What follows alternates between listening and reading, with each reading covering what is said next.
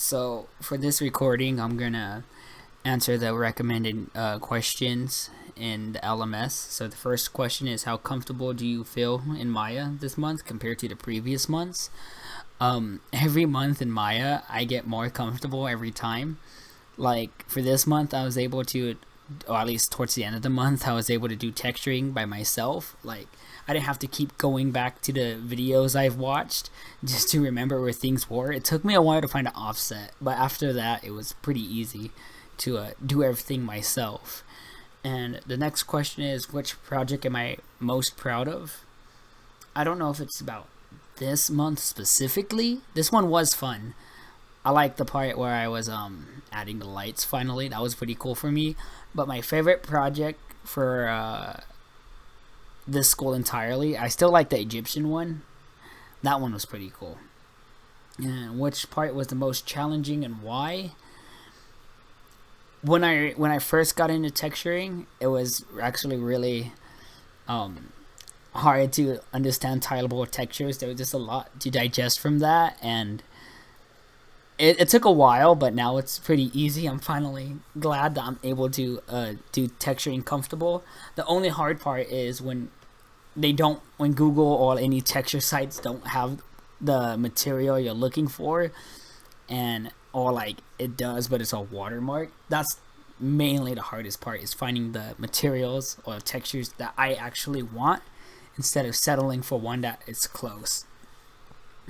And the next question is there anything interesting I've learned from the projects that I think I could apply to my future courses? Yes, I'm pretty sure texturing is pretty important for my future courses. I play like old video games, and now it's super easy to see like when there was like a building, but like you can tell someone just like slapped a picture of like a wall of a building onto the building, so it just looks like one. So I'm pretty sure I'm gonna be doing this a lot for a long time at least. And what future classes, softwares, and topics am I most excited to learn about?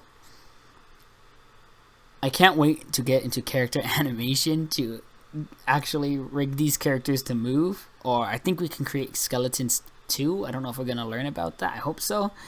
And I want the softwares, basically just any new software.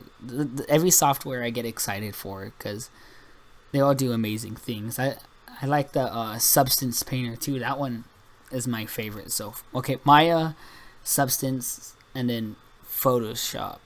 No, I don't know. Anyways, I don't know which one is my favorite actually. They were all pretty cool with different purposes. So for my first render, I in the example render, the metal pieces were gold, and I wanted to do gold too, or something that would just go with a telescope, but I don't like copying the teacher too much because I felt so unoriginal. So I was looking up different kinds of telescopes, and there was some made with nickel, so that's what these are, or that's what the material is at least. And I like this one a lot because it's gray, it's shiny, and the background is gray and not shiny, so I feel like it really pops out. And for the second part of that render is where we added the textures to the balcony and pedestals. And yeah, this one was pretty cool too. Right here, I try to take a shortcut by just making it look shiny, but I didn't add any material to it. I know it was supposed to be paint, but I just still thought it would look cool. But overall, I changed it to paint later. And let's see, where's the third one at? It's somewhere. Oh yeah, and so this one, I see now that it's way too bright.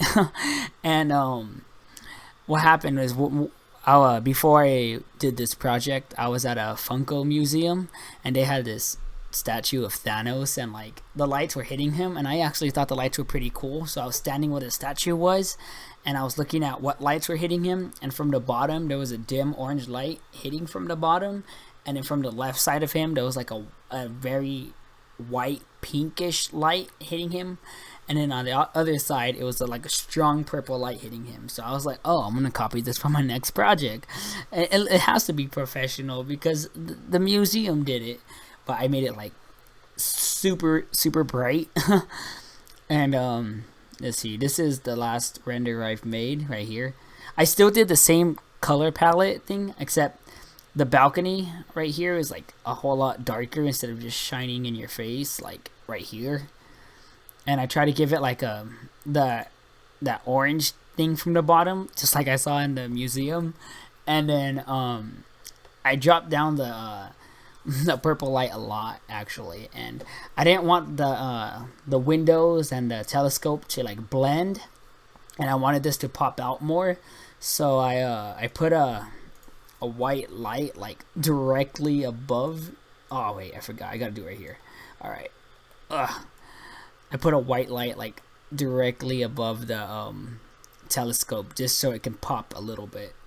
I was afraid to do this because I thought it was gonna like brighten up my whole scene, or I was just very afraid to temper with a lot of things really.